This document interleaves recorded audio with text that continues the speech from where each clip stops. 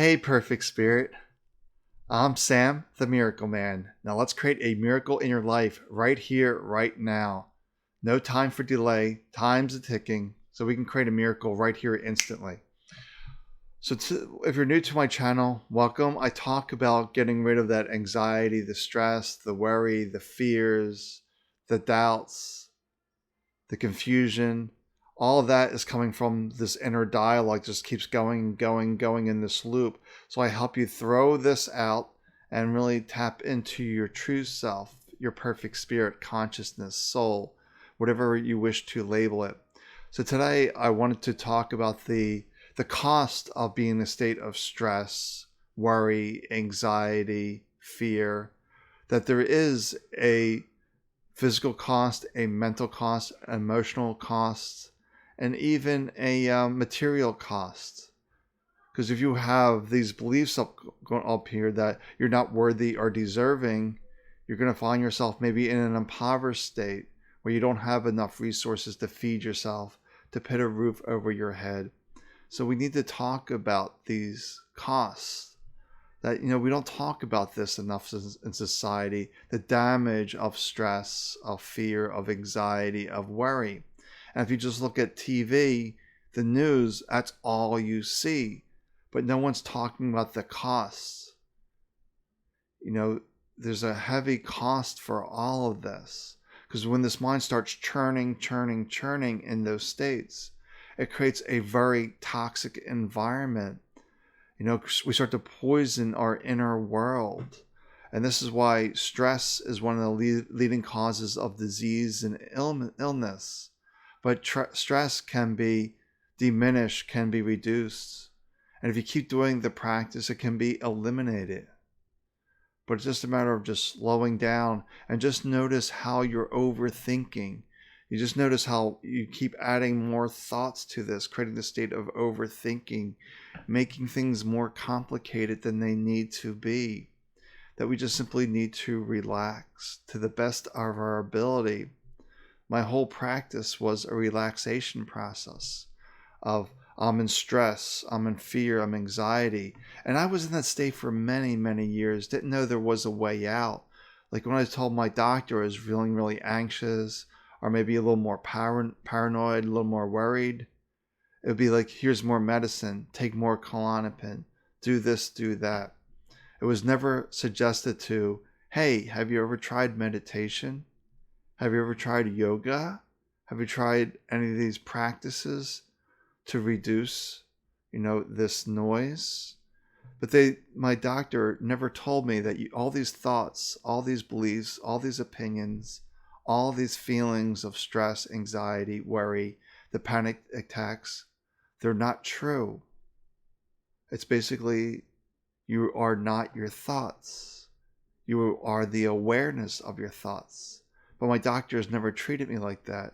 I think my doctors treated me like a machine and didn't realize this machine has feelings, thoughts that impact the machine, if you will. We're not a cold, inanimate object. We have emotions, and those emotions have a lot of power behind them. So we need to consider the cost of that. And I really see if you're anxious, you're worried, it's really like an absence of trust, that you don't really trust yourself fully. Because we haven't been told to trust ourselves. We've been told that the answers are outside of ourselves, that they have the answer. No, you have the answer. You need to just trust yourself. Trust this deeper knowing. Like this is our thinking state. And thinking state doesn't really know. It intellectualizes. It tries to use logic, tries to use reasoning. And it gets lost, it gets confused. But within us is a state of knowing, and it comes instantly, usually out of nowhere. Like on my 3rd month of meditation, just hearing that voice say, perfect spirit.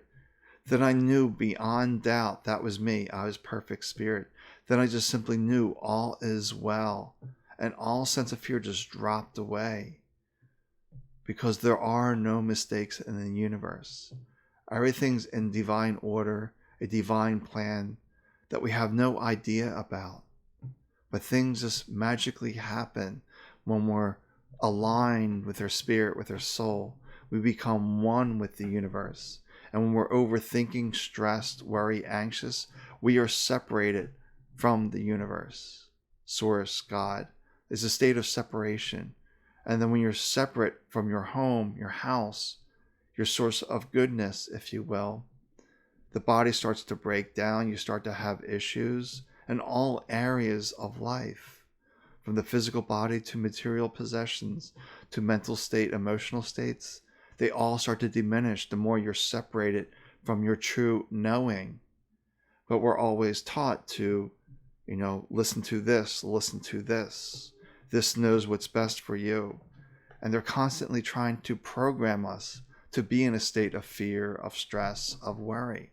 And we can say, no more, right here, right now, I'm here. I'm either lost in the dialogue, the story, the opinions, or I'm here. And we can be here like that.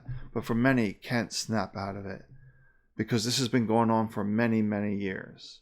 I had it going on for 37, 38 years. It just didn't stop instantly. But I could put the brakes on. I could start pushing the brakes. Hey, slow down, slow down. And the way I did that was, okay, the mind's thinking. Let me come back to this moment. All right, overthinking, back to this moment with no judgment, no criticism. And every time you bring yourself back to this moment, you're pressing the brake. You're putting a gap in the thought stream. And the more times you're able to press that brake, put more gaps into your thought stream, the greater the sense of peace you will have. Because peace is your true nature. You are not your story. You are not this body. It's your tool. You're not your possessions. They're your resources to take care of yourself, to take care of this body, to have that human experience. So we just need to consider, what is the cost of having all this stress and all this anxiety? I was never told that it came with a cost. This cost is a disbelief in ourself, the state of separation. That once you know yourself as the one with all that is, God, universe, source, then there's no reason to worry, to stress, to be panicked, because there's a divine plan for everything. But the way to follow that plan is here. This has the blueprints on the way forward. This is the state of knowing. This is the state of lost confusion. Once in a while, we'll help you out on occasion. Like we need to know how to feed ourselves, so it's useful there. How to keep a roof overhead. How to do a job, a task. But this simply just knows.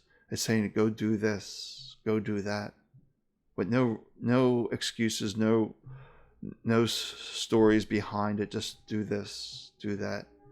And your mind will protest. That doesn't make any sense. But did you ever have that insight, that knowing that you need to go do something a certain way, and your mind talked you out of it? No, go do it this way. Then you look back and say, if I'd done it the original way I thought of, I would have been done 3 hours now. Now I'm 3 hours into this project and I don't see a way out of it.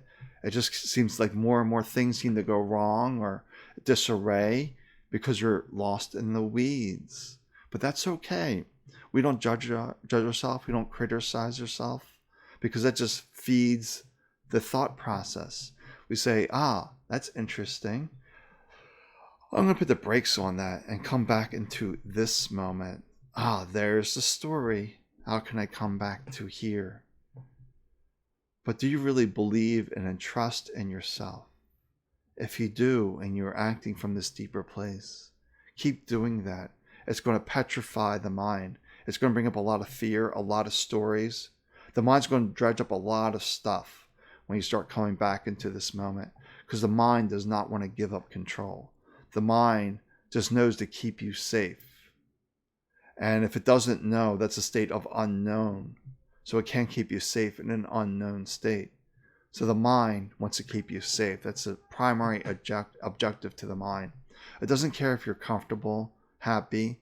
Are you safe? That's all the mind wants to know. Are you safe? Safe in the familiar. And that's not where we grow. We grow in the discomfort, the unknown, that scary place the mind doesn't like. But it's just about slowing down, being here. So right here, right now, where are your feet? Where are your hands? What do you see? Without labeling them, just notice, notice, notice. And that brings you back to this moment. So that's a mindfulness practice of just being here in this moment. It's not complicated. It's not overthinking, too much thinking. Just be here, put the brakes on, put the gaps into the thought stream, and watch your life change in ways you cannot explain. All right, bye for now. I will talk to you tomorrow.